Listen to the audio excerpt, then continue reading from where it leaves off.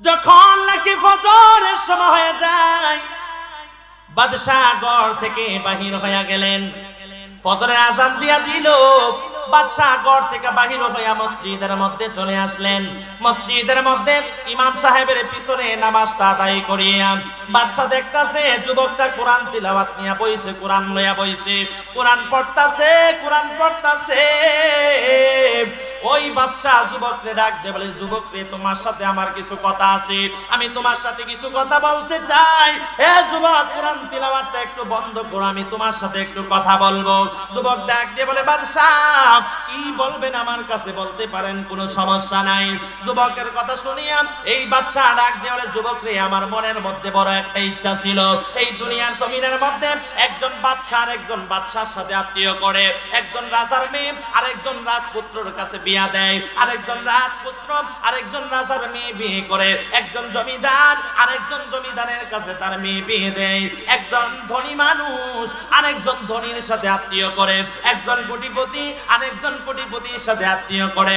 কিন্তু আমি বাদশাহ 5 ওয়াক্ত নামাজ মসজিদের মধ্যে পড়ি, আমি আল্লাহকে ভয় পাই। দুনিয়ার জমিনে ধন সম্পদ দিয়া কি হবে, এই টাকা পয়সা বাড়ি গাড়ি দিয়া কি হবে, আমি যখন বাদশাহ মারা যাব আমার জন্য একটু দোয়া করার মানুষ থাকবে না। হে যুবক, আমি মনের মধ্যে একটা বাসনা, আমি এই দুনিয়ার জমিনের মধ্যে আমার এই কন্যা সন্তানটাকে একটা 5 ওয়াক্ত নামাজি একজন আল্লাহওয়ালা একজন যুবকের কাছে আমার কন্যা সন্তানটা বিয়া দিতে চাই। হে যুবক, আমি আজকে থেকে 40 দিন ধরে আমি তোমাকে দেখতেছি, 40 দিন ধরে তুমি এই রাজপ্রাসাদ মসজিদের মধ্যে জামাতের সাথে নামাজ আদায় করতেছো। যুবক রে, তোমার নামাজগুলো আমি বাদশার কাছে বড় ভালো লাগে। তুমি তাহাজ্জুদের নামাজ পড়ো, আওয়াবিন নামাজ পড়ো, চাশতের নামাজ পড়ো, ইশরাকের নামাজ পড়ো, সব সময় দেখি কোরআন তিলাওয়াত করো। যখন আমি মসজিদের মধ্যে আসি দেখি তুমি একটা না একটা ইবাদতের মধ্যে থাকো। হে যুবক, আমি বাদশার বড় ভালো লাগছে রে। আমি চিন্তা করেছি আমার মেয়েটা যদি বিয়ে দিতে হয়, আমি তোমার কাছে আমার মেয়েটা বিয়ে দিতে চাই। যুবক রে, তুমি কি বলো রে? তুমি আমার প্রস্তাবটাকে গ্রহণ করিয়া নাও। আমার প্রস্তাবটাকে যদি তুমি গ্রহণ করো, আমি বাদশাহ নিজেকে ধন্য মনে করব। চিৎকার মেরে বলি সুবহানাল্লাহ, আল্লাহু আকবার। যুবক ডাক দিয়ে বলে, হুজুর, হুজুর, ও বাদশাহ মহোদয়, আপনি আমারে 5 ওয়াক্ত নামাজি মনে করছেন, কিন্তু আমি আসলে 5 ওয়াক্ত নামাজি না, আমি হলাম দুনিয়ার জমিনের মধ্যে একজন চোর। আমি কি? আরো জোরে বলেন। এ বাদশাহ, আমি আপনার মেয়েকে বিয়ে করার জন্যই আমি নামাজটা ধরছিলাম। বাদশাহ গো, আমি একদিন আপনার ঘরের ভিতরে নামাজ চুরি করার জন্য গেলাম। আমি সারাটা রাত্র ভর চুরি করার পরে এমন সময় আমি ঘর থেকে বাহির হয়ে যাব, আপনি লাইটটাকে অন করে দিয়েছেন। আমি এখন কি করব কোনো কিছু আমি বুঝতে পারলাম না, দইরা খাটের নিচে দেয়া পলাইলাম। আপনি নামাজ পড়া তাহাজ্জুদের নামাজ পড়লেন, পড়ার পরে বিবিকে ডাক দিয়া বলতেছেন, বিবি রে, দুনিয়ার জমিনের মধ্যে আমার কন্যা সন্তানটাকে আমি কোনো রাজপুত্রের কাছে বিয়ে দিব না, কোনো জমিদারের কাছে বিয়ে দিব না, কোনো কোটিপতির কাছে বিয়ে দিব না। আমার এই কন্যা সন্তানটাকে 5 ওয়াক্ত নামাজি একজন যুবকের কাছে আমার মেয়েটা বিয়ে দিব। চিৎকার মেরে বলি সুবহানাল্লাহ। ও বাদশাহ রে, এই দিন এই কথা শোনার পরে তিলাওয়াত করেন, এই কোরআন তিলাওয়াতটা বড় মজা লাগে। হুজুর গো, আমারে আপনি কোরআন তিলাওয়াতটা শিখাইবেননি? আল্লাহু আকবার, আল্লাহু আকবার। হুজুর, আমারে আপনি কোরআন তিলাওয়াতটা শিখাইবেননি? হুজুর গো, আমি তো এমন মুসল্লি খুঁজি, জোরে বলেন ঠিক কিনা, এমন মুসল্লি তো আমি বিচারি। ঠিক আছে, তোমারে আমি কোরআন তিলাওয়াত শিখাবো, কোনো সমস্যা নাই, কিন্তু তুমি যে কোরআন পড়বা, তুমি তো ডাইরেক্ট কোরআন পড়তে পারবা না, তুমি তো কায়দা থেকে তুমি পড়তে হবে। তুমি কি রাজি আছো? হুজুর সমস্যা নাই, আমি কায়দা থেকেই পড়তে রাজি, কিন্তু আমি কোরআন পড়তে চাই একদম আপনার মতো। জোরে বলি সুবহানাল্লাহ। হুজুর সুরকে সবাব দিলেন কায়দা। হ্যাঁ মুসলমান ভাই, মনোযোগটা যদি ভালো হয় দেখবেন কয়দিনও লাগে না জোরে বলেন ঠিক কিনা? কিছুদিনের মধ্যে কায়দা শেষ, তারপরে সিফার আসে। সূরা এখন কোরআন তিলাওয়াত করে, সুন্দর কইরা কোরআন শরীফ পড়ে। একদিন দুই দিন এইরকম করে করে কোরআন শরীফ পড়তেছে। হঠাৎ কইরা একদিন সূরা ডাক দিয়া বলে, হুজুর আপনি নামাজের মধ্যে দাঁড়ায়া দাঁড়ায়া কোরআন শরীফ গুলা পড়েন, সূরা গুলা পাঠ করেন, আমার কাছে বড় মজা লাগে, আমার কাছে বড় মায়া লাগে, আমার বড় ভালো লাগে। হুজুর এই সূরা গুলা আমি মুখস্থ করতে চাই। ঠিক আছে যুবক, কোনো সমস্যা নাই, আমি তোমাকে সূরা গুলা মুখস্থ করাবো। হুজুর তাকে আস্তে আস্তে কিছু সূরা তারে মুখস্থ করাইয়া দিলেন। এখন সূর নামাজের পরে পরে পরে বৈশা বৈশা সূর এখন বসে বসে কিছুই করে না, সূর নামাজের পরে কোরআন তিলাওয়াত করে। চিৎকার মেরে বলি সুবহানাল্লাহ। এই দিক দিয়ে বাদশা প্রত্যেক দিন নামাজের মধ্যে আসে। বাদশাহ মনের মধ্যে চিন্তা করে না, এমন একটা যুবক আল্লাহ আমারে বিলায়া দিছে, 5 ওয়াক্ত নামাজ জামাতের সাথে আদায় করে তার নামাজ কোনো একটা দিন আমি মিস পাই নাই। আজকে একটা সপ্তাহ পূর্ণ দিন হয়ে গেল রে, 1 ওয়াক্ত নামাজও আমি মিস পাইলাম না। এখন আমি আবার তাকায়া দেখি নামাজের মধ্যে নামাজ পড়া সে বসে থাকে না, বৈশা বৈশা আল্লাহর কালাম তিলাওয়াত করে। জোরে বলি আল্লাহু আকবার। সূর কালাম তিলাওয়াত করে কিছুদিন এইরকম ভাবে পড়তেছে। হঠাৎ করে একদিন সূর ইমাম সাহেবরা ডাক দিয়ে বলে, হুজুর এই 5 ওয়াক্ত নামাজের পরে আর কোন নামাজ আসেনি? আল্লাহু আকবার। আরো জোরে বলি আল্লাহু আকবার। বলেন তো দেখি, 5 ওয়াক্ত নামাজের পরে আর নামাজ আসেনিও? অনেক নামাজ আছে। ইমাম সাহেব বলে, আপনি যদি পারেন মাগরিবের নামাজ পড়া আপনি 6 রাকাত আওয়াবিন নামাজ পড়তে পারেন। সুবহানাল্লাহ। আরো জোরে বলি সুবহানাল্লাহ। আল্লাহ রাসূল সাল্লাল্লাহু আলাইহি সাল্লাম বলেন, কোন মানুষ মাগরিবের নামাজের পরে এই 6 রাকাত আওয়াবিন নামাজ যেই মানুষটা পড়লো, আমার আল্লাহ তার আমল নামার মধ্যে 1000 বছর নফল বন্দিগি করলে যতটুকু সওয়াব হইতো, আল্লাহ তার আমল নামার মধ্যে 6 রাকাত নামাজ পড়ার কারণে 1000 বছর নফল বন্দিগির সওয়াব আল্লাহ তার আমল নামায় দান করবে। সুবহানাল্লাহ। আস্তে কইলেন, আরো জোরে বলি সুবহানাল্লাহ। কয় হাজার বছর? 1000 বছর। ভাই বাঁচবেন নি? 1000 বছর বাঁচতে বাঁচতে আপনার 10 পুরুষ লাগবে যদি 100 বছর করে বাঁচেন। জোরে বলেন ঠিক কিনা? কিন্তু আল্লাহ আপনার আমল নামায় 1000 বছর নফল বন্দিগির সওয়াব আপনার আমল নামার মধ্যে দিবে। এই সূর এই কথা শুনে বলে, হুজুর আজকে থেকে আমি এই আওয়াবিন নামাজটা পড়তে চাই, আজ থেকে আমি আওয়াবিন নামাজ বাদ দিব না। জোরে বলি সুবহানাল্লাহ।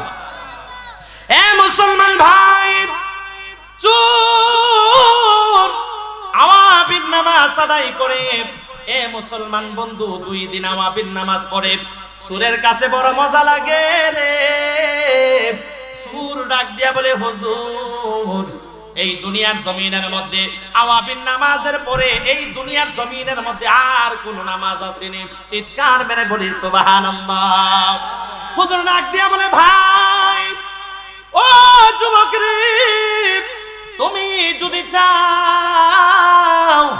তুমি যদি চাও ভোরবেলা উঠা ফজরের আগে 1 ঘন্টা আগে অথবা আধা ঘন্টা আগে তুমি উঠা যাইবা।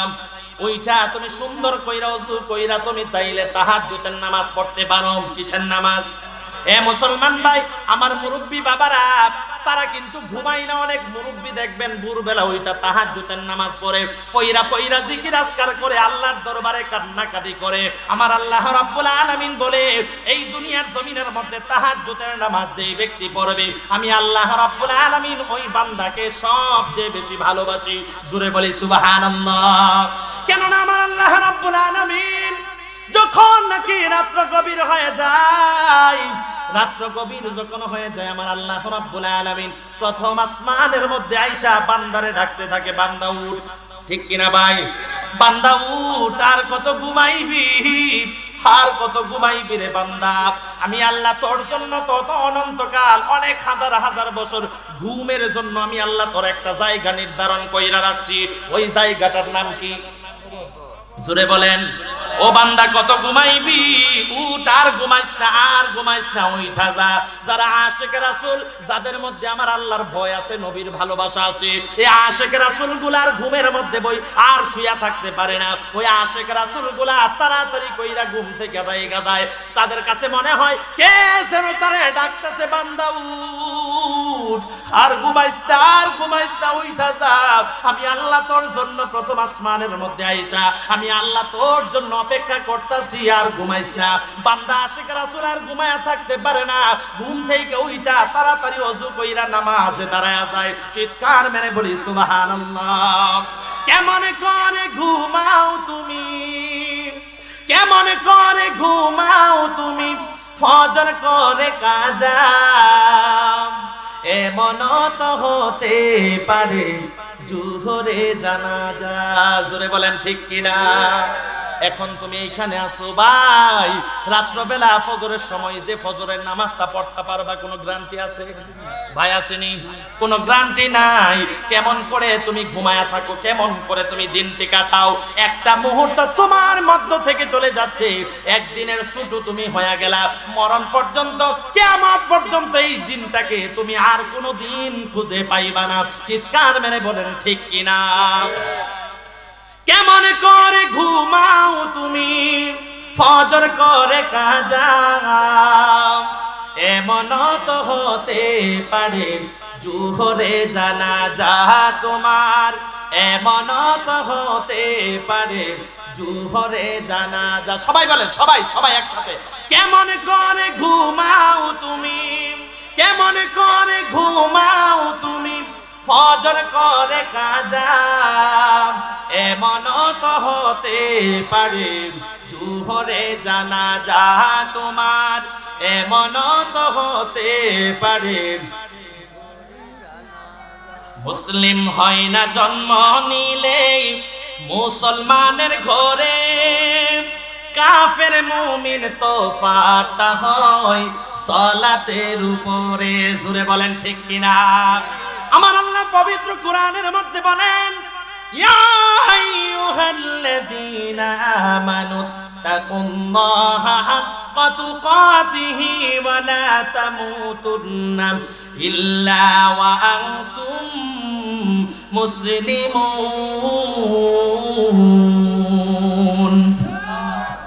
আমার আল্লাহ রাব্বুল আলামিন বলেন, ইয়া আইয়ুহাল্লাযীনা আমানু, গভীর মনোযোগ দিয়া খেয়াল করবেন আল্লাহ কারে ডাক দিছে। ইয়া আইয়ুহাল্লাযীনা আমানু, হে ঈমানদারগণ। কারে? ইয়া আইয়ুহাল্লাযীনা আমানু, হে ঈমানদারগণ। আমানুত্তাকুল্লাহ, তোমরা আমি আল্লাহকে ভয় করো। জোরে বলেন কাকে? হাক্কা তুকাতিহি, দুনিয়ার জমিনের মধ্যে হক পথে চলো। ওয়ালা তামুতুন্না ইল্লা ওয়া আনতুম মুসলিমুন, সাবধান সাবধান, মুসলমান না হইয়া কিন্তু একটা মানুষ কবরের মধ্যে যায় না। জোরে বলি আল্লাহু আকবার। লক্ষ্য করেন, আল্লাহ প্রথম ঈমানদারকে ডাক দিছে, ইয়া আইয়ুহাল্লাযীনা আমানুত্তাকুল্লাহ, আমি আল্লাহকে ভয় করো, হে ঈমানদারগণ আল্লাহকে ভয় করো। হাক্কা তুকাতিহি ওয়ালা তামুতুন্না ইল্লা ওয়া আনতুম মুসলিমুন, সাবধান, মুসলমান না হইয়া কেউ কবরে যায়ও না। ঈমানদারকে কইছে মুসলমান না হইয়া কবরে যাওয়ার জন্য। তাহলে আপনি চিন্তা করেন, ঈমান এক জিনিস, মুসলমান আরেক জিনিস। জোরে বলেন ঠিক কিনা? আপনি মুসলমানের গড় হইছেন, আপনি মুসলমান হতে পারেন নাই যতক্ষণ পর্যন্ত আপনার মধ্যে কোরআনের বাণী, রসুলের আদর্শ, কোরআনের আয়াত অনুযায়ী, কোরআন টু হাদিস অনুযায়ী আপনি না চলবেন, ততক্ষণ পর্যন্ত আপনি মুসলমান হতে পারেন নাই। জোরে বলেন ঠিক কিনা?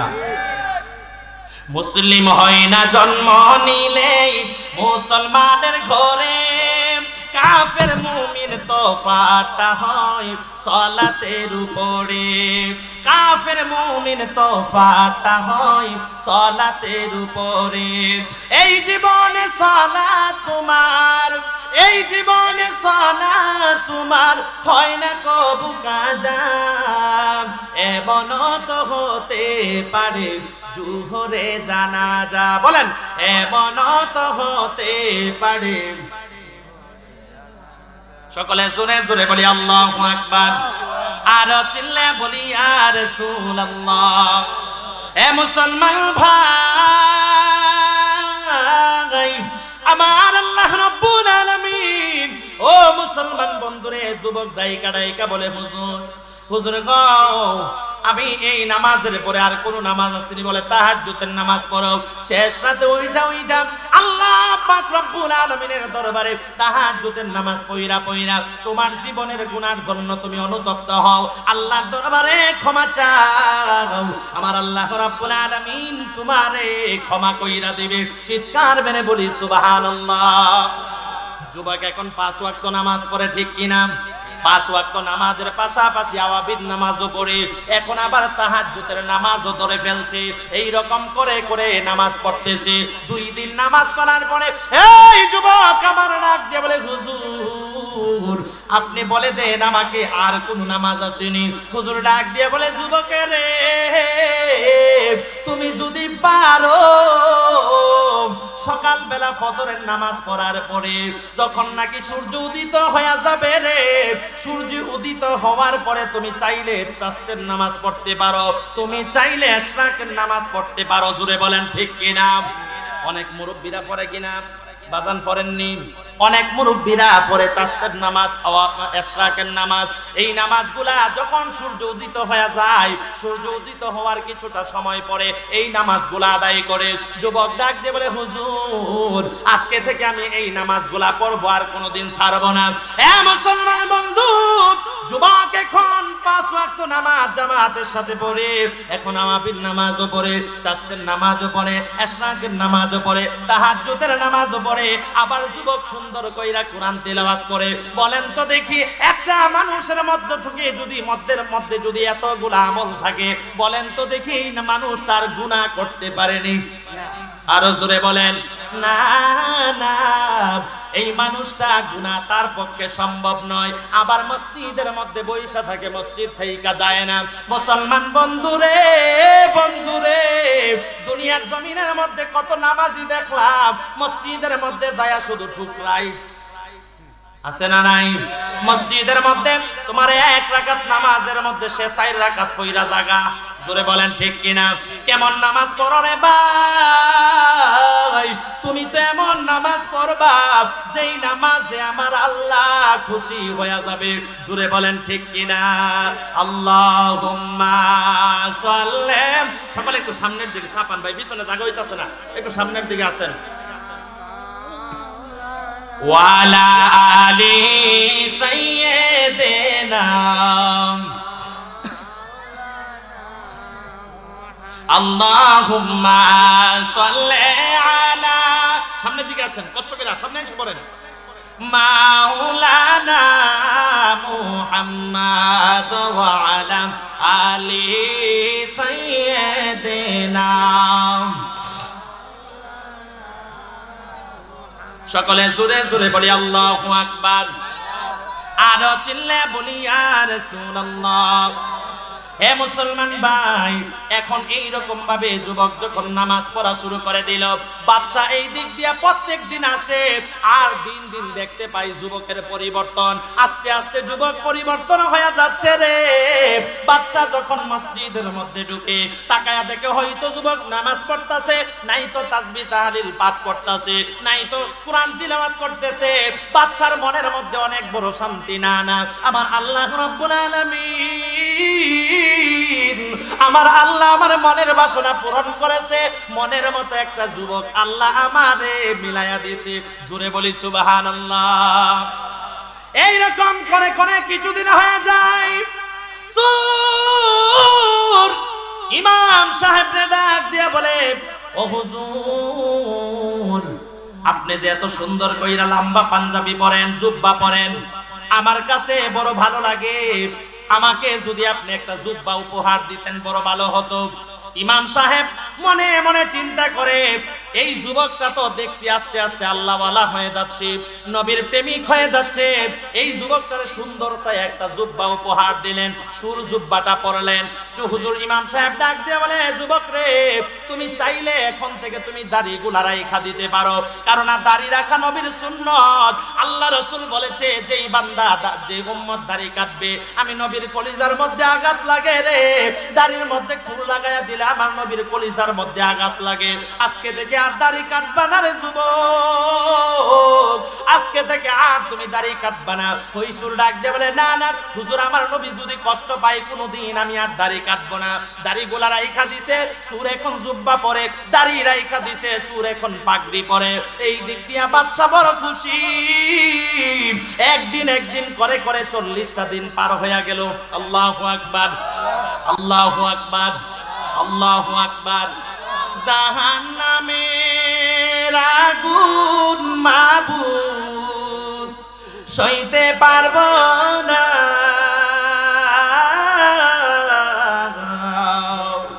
দুনিয়াতে নাও কান্দায়া, আখেরে কান্দায়ো না। সবাই বলেন ভাই, কান্দা কান্দা।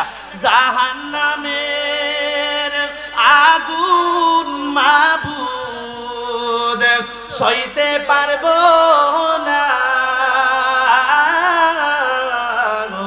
দুনিয়াতে নাও কান্দায়া, আখেরে কান্দায়ো না,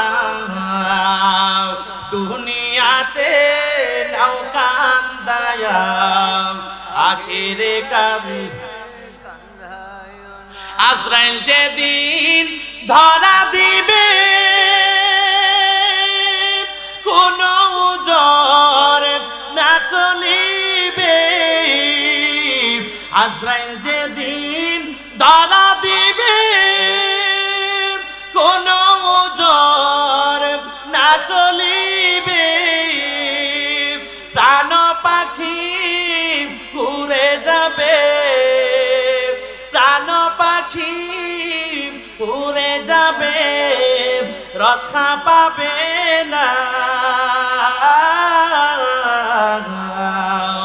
দুনিয়াতে নাও কান্দায়া, আখেরে কান্দায়ো না। জাহান্নামের আগুন মাবুদ সইতে পারবো না, দুনিয়াতে নাও কান্দায়া, আখেরে কান্দায়ো না। একটা জবান বন্ধ রাখবেন না। আমার নবীর মহাব্বতে চিৎকার মেরে বলি আল্লাহু আকবার, আরো চিল্লায় বলি ইয়া রাসূলুল্লাহ। বাদশা ফজরের সময়, আজকে 40 দিন শেষ। কয়দিন?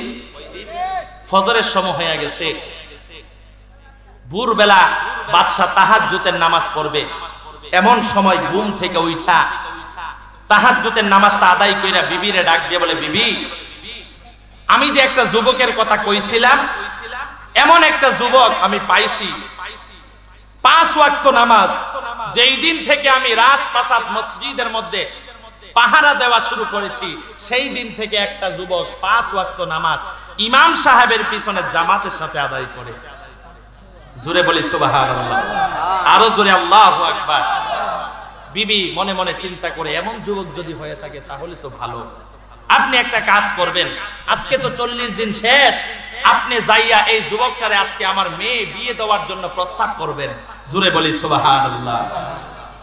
হে মুসলমান ভাই, যখন নাকি ফজরের সময় হয়ে যায়, বাদশা ঘর থেকে বাহির হয়ে গেলেন।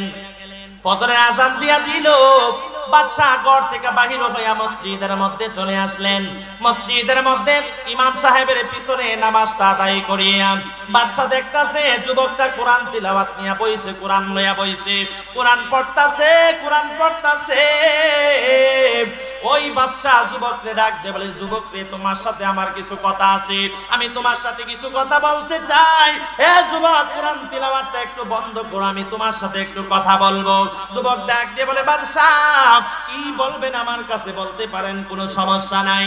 যুবকের কথা শুনিয়া এই বাদশা ডাক দিয়ে বলে, যুবক রে, আমার মনের মধ্যে বড় একটা ইচ্ছা ছিল, এই দুনিয়ার জমিনের মধ্যে একজন বাদশা আর একজন বাদশার সাথে আত্মীয় করে, একজন রাজার মেয়ে আর একজন রাজপুত্রের কাছে বিয়ে বিয়া দেয়, আরেকজন রাজপুত্র আরেকজন রাজার মেয়ে বিয়ে করে, একজন জমিদার আরেকজন জমিদারের কাছে তার মেয়ে বিয়ে দেয়, একজন ধনী মানুষ আরেকজন ধনীর সাথে আত্মীয় করে, একজন কোটিপতি আরেকজন কোটিপতির সাথে আত্মীয় করে। কিন্তু আমি বাদশা 5 ওয়াক্ত নামাজ মসজিদের মধ্যে পড়ি, আমি আল্লাহকে ভয় পাই। দুনিয়ার জমিনে ধন সম্পদ দিয়া কি হবে, এই টাকা পয়সা বাড়ি গাড়ি দিয়া কি হবে, আমি যখন বাদশা মারা যাব আমার জন্য একটু দোয়া করার মানুষ থাকবে না? হে যুবক, আমি মনের মধ্যে একটা বাসনা, আমি এই দুনিয়ার জমিনের মধ্যে আমার এই কন্যা সন্তানটাকে একটা 5 ওয়াক্ত নামাজি একজন আল্লাহওয়ালা একজন যুবকের কাছে আমার কন্যা সন্তানটা বিয়া দিতে চাই। হে যুবক, আমি আজকে থেকে 40 দিন ধরে আমি তোমাকে দেখতেছি, 40 দিন ধরে তুমি এই রাজপ্রাসাদ মসজিদের মধ্যে জামাতের সাথে নামাজ আদায় করতেছো। যুবক রে, তোমার নামাজগুলো আমি বাদশার কাছে বড় ভালো লাগে। তুমি তাহাজ্জুদের নামাজ পড়ো, আওয়াবিন নামাজ পড়ো, চাশতের নামাজ পড়ো, ইশরাকের নামাজ পড়ো, সব সময় দেখি কোরআন তিলাওয়াত করো।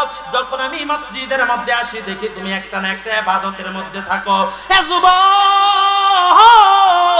আমি বাদশার বড় ভালো লাগছে রে। আমি চিন্তা করেছি আমার মেয়েটা যদি বিয়ে দিতে হয়, আমি তোমার কাছে আমার মেয়েটা বিয়ে দিতে চাই। যুবক রে, তুমি কি বলো রে? তুমি আমার প্রস্তাবটাকে গ্রহণ করিয়া নাও। আমার প্রস্তাবটাকে যদি তুমি গ্রহণ করো, আমি বাদশা নিজেকে ধন্য মনে করব। চিৎকার মেরে বলি সুবহানাল্লাহ, আল্লাহু আকবার। যুবক ডাক দিয়ে বলে, হুজুর, হুজুর, ও বাদশা মহোদয়, আপনি আমারে 5 ওয়াক্ত নামাজি মনে করছেন, কিন্তু আমি আসলে 5 ওয়াক্ত নামাজি না, আমি হলাম দুনিয়ার জমিনের মধ্যে একজন চোর। আমি কি? আরো জোরে বলেন। এ বাদশা, আমি আপনার মেয়েকে বিয়ে করার জন্যই আমি নামাজটা ধরছিলাম। বাদশা গো, আমি একদিন আপনার ঘরের ভিতরে নামাজ চুরি করার জন্য গেলাম। আমি সারাটা রাত্রভর চুরি করার পরে এমন সময় আমি ঘর থেকে বাহির হয়ে যাব, আপনি লাইটটাকে অন করে দিয়েছেন। আমি এখন কি করব কোনো কিছু আমি বুঝতে পারলাম না, দইরা খাটের নিচে যায় পলাইলাম। আপনি নামাজ পড়া তাহাজ্জুদের নামাজ পড়লেন, পড়ার পরে বিবিকে ডাক দিয়া বলতেছেন, বিবি রে, দুনিয়ার জমিনের মধ্যে আমার কন্যা সন্তানটাকে আমি কোনো রাজপুত্রের কাছে বিয়ে দিব না, কোনো জমিদারের কাছে বিয়ে দিব না, কোনো কোটিপতির কাছে বিয়ে দিব না। আমার এই কন্যা সন্তানটাকে 5 ওয়াক্ত নামাজি একজন যুবকের কাছে আমার মেয়েটা বিয়ে দিব। চিৎকার মেরে বলি সুবহানাল্লাহ। ও বাদশা রে, এই দিন এই কথা শোনার পরে আমি মনে মনে চিন্তা করি, দুনিয়ার জমিনের মধ্যে কত চুরি করলাম, কত ডাকাতি করলাম, যদি একটা বার বাদশার মেয়ে বিয়ে করে নিতে পারি, জীবনে আর কোনোদিন চুরি করা লাগবে না। এই দুনিয়ার জমিনের মধ্যে বাদশার পরে আমি বাদশা হয়ে যাব, আমার টাকা পয়সার অভাব থাকবে না, ধন দৌলতের অভাব থাকবে না। কিন্তু বাদশা, আমি কোন রকমে গড়টা থেকে বাইর হইয়া আমি মসজিদের দিকে রওনা হয়ে গেলাম। যদি 1 ওয়াক্ত নামাজ মিস হয়, আপনি তো আপনার মেয়ে আমার কাছে বিয়ে দিবেন না। আমি 40টা দিন এই মসজিদের মধ্যে আমি নামাজ পড়লাম, কিন্তু বাদশা রে, আমি আপনাকে জানায়া দেই, আপনার মেয়েকে বিয়ে করার জন্য আমি নামাজ ধরছি, কিন্তু আমি আপনাকে জানায়া দেই, আমি আপনার মেয়েকে বিয়ে করতে পারবো না। চিৎকার মেরে বলি আল্লাহু আকবার, আল্লাহু আকবার। বাদশা, আমার দ্বারা সম্ভব না, আপনার মেয়েকে বিয়ে করতে পারবো না। বাদশা কয়, এই যুবক, তোমার মাথা ঠিক আছে? তুমি চিন্তা করছো নি কে তোমার কাছে প্রস্তাব দানছে? একজন বাদশা যদি আইসা আমার কাহারে কো, আপনার ফুতের লগে আমার মেয়েটা বিয়ে দেন, কাহারা দুই বনিও হইতো না? একজন দেশের বাদশা আমার মেয়েটাকে চাইছে, একজন দেশের বাদশা আমার এই ছেলেটারে চাইছে, এই মেয়েটারে চাইছে, উনি অনেক খুশি হবে। জুড়ে বলেন ঠিক কিনা? মেয়েটাকে বিয়ে দিবে, কিন্তু যুবক না, আমার দ্বারা সম্ভব না। বাদশা ডাক দিয়া বলে, তোমার মাথা ঠিক আছে? আমি একজন বাদশা, তোমার কাছে প্রস্তাব নিয়ে আসছি, তোমার কিভাবে সাহস হয় তুমি আমার প্রস্তাবে মানা করার? তুমি আমার মেয়েকে বিয়ে করতে হবে। এই যুবক 2টা চোখের পানি ছাইরা ছাইরা বলে, বাদশা, আমার পক্ষে সম্ভব না। জোরে বলি সুবহানাল্লাহ। ও মুসলমান বন্ধু, বাদশা ডাক দিয়া বলে, হে বাবা, যদি আমার মেয়েকে বিয়ে করার জন্য তুমি নামাজ ধইরা থাকো, তাহলে এখন কেন করবা না? এখন কেন তুমি আমার মেয়েকে বিয়ে করবা না? যুবক দুইটা চোখের পানি সাইরা সাইরা ডাক দিয়া বলে, রে ও রাজা, ও বাদশা গো, আমি যখন আপনার মেয়েকে বিয়ে করার জন্য নামাজ আয়েশা ধরলাম, একদিন, 2 দিন, 3 দিন আমি নামাজ পড়ি, আমার কাছে নামাজটা বড়ই মজা লাগে, বড়ই মজা লাগে। আস্তে আস্তে আমি কোরআন তিলাওয়াত করি, আমার কাছে আরো মজা লাগে, আরো মজা লাগে। আমি যত কোরআন পড়ি মনে হয় আমার অন্তরটা শান্তি পায়, অন্তরটা শান্তি পায়। যত কোরআন পড়ি ততই আমার কাছে ভালো লাগে, যত আল্লাহর জিকির করি ততই আমার কাছে ভালো লাগে, যত রাসূলের দুরূদ পড়ি ততই আমার কাছে ভালো লাগে। বাদশা এরকম করতে করতে আমি আওয়াবির নামাজ ধরলাম, আমি ইশরাকের নামাজ ধরলাম, আমি চাস্তের নামাজ ধরলাম, আমি তাহাজ্জুদের নামাজ ধরলাম। হঠাৎ কইরা একদিন আমি তাহাজ্জুদের নামাজটা পড়লাম, আমি একটু মুরাকাবার মধ্যে আমি বইসা গেলাম। মুরাকাবার মধ্যে বইসা আমি তাকায়া দেখি আমি এই দুনিয়ার জমিনের মধ্যে আমি নাই, আমি সইলা গেছি রে আল্লাহর জান্নাতের মধ্যে। জোরে বলি সুবহানাল্লাহ, আল্লাহু আকবার। হে যুবক, কার জন্য ঘুরো? আজকে একটা মোবাইল লইয়া ডার্লিং এর লগে আলাপ করো, রাতটি রাত না ঘুমাইয়া রাত্রটা পার করে দিচ্ছ, কানের মধ্যে ইয়ারফোনটা লাগায়া রাস্তা দিয়ে ঘুরো আর ইয়ারফোন দিয়া ডিজে গান শুনো। জোরে বলেন ঠিক কিনা? জোরে বলেন ঠিক কিনা? যুবক, তুমি চাইলে এই ডিজে গানটা না বাজায়া একটা কোরআন তিলাওয়াত বাজাইতে পারতা। জোরে বলেন ঠিক কিনা ভাই? এই কোরআন তিলাওয়াতটা শুইনা তুমি গানটা লাগাইয়া বাজায়া বাজায়া ঘুমাও, ইয়ারফোন লাগায়া সাইরা তুমি নাক ডাইকা ঘুমাও, গান শুনতে শুনতে ঘুমাও। তুমি কি জানো এর মধ্যে যদি মালাকুল মউত তোমার সামনে আইসা পড়ে কি অবস্থা হবে তোমার? আল্লাহ রাসূল সাল্লাল্লাহু আলাইহি সাল্লাম বলেন, হাসরের ময়দানে দুনিয়ার জমিনে যার যেই চরিত্র, এই চরিত্র নিয়ে হাসরের ময়দানে বান্দা উঠবে। দুনিয়ার জমিনের মধ্যে যারা সুদ খায়, কি খায়? জোরে বলেন, সুদ খায়, হারাম খায়, হাসরের ময়দানে সে তার পেটটা উহুদ পাহাড়ের মতো বড় হয়ে যাবে। যারা দুনিয়ার জমিনের মধ্যে মিথ্যা বলে, এই মিথ্যা বলতে বলতে হাসরের ময়দানে উঠবে। যারা আজান দেয়, মুয়াজ্জিন, আল্লাহ রাসূলের হাদিস বলতেছে, কিন্তু যারা মুয়াজ্জিন আজান দেয় হাসরের ময়দানে, এই আজান দিতে দিতে হাসরের ময়দানে উঠবে। আমার মা বোনদেরকে বলবো, আপনারা একটা চাউন করবেন না। ওয়াজ শুনতে আসছেন, ভালো কথা,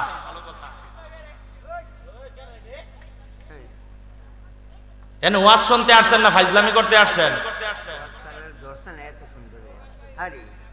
আল্লাহ পাক হেদায়েত দান করুক বলি আমিন। মহিলাদের আওয়াজ শোনাটাও পাপ। জোরে বলেন ঠিক কিনা?